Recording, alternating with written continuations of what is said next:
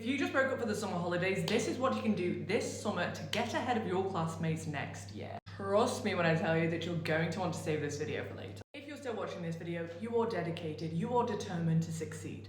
First thing I need to tell you is to just take a break. You have the summer holidays for a reason. You need to rest, relax, recharge. And what I mean by this is actually taking a proper break. Not just thinking, oh, well, I'm not at school, so this is a break. If you're constantly thinking about work and studying and constantly doing something, you're going to burn yourself out. You need to let your brain take a proper rest, where you're not constantly fretting and worrying about school. Building on from this point, I want to mention that it is futile trying to teach yourself next year's content. Why would you do that? You're going to learn it in class. There is no reason trying to get ahead of the curve.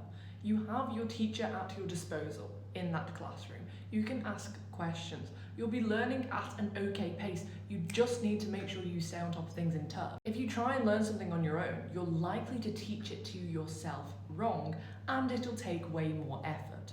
So really, just don't bother. If you do want to do something, let's say you're in between year 10 and year 11, year 12 and year 13, go over last year's content. Anything that you didn't understand but you have actually been taught. For example, if you are going into GCSE or going into A-levels, there's no point in pre-learning content. You should be aware of what you're about to learn, but not necessarily trying to learn it. You will probably have been given some sort of pre-work or some sort of pre-reading or something to do. So just focus on that because that will actually be appropriate. Next thing I want to mention is reading for any subject at all. If you're going into your GCSEs, maybe try and read your GCSE texts or little extracts of them to just get a holistic idea of what is being taught in literature. If you're going into sixth form or you're going into year 11, start reading books about your interests. It doesn't, if you hate science, don't read a book on science.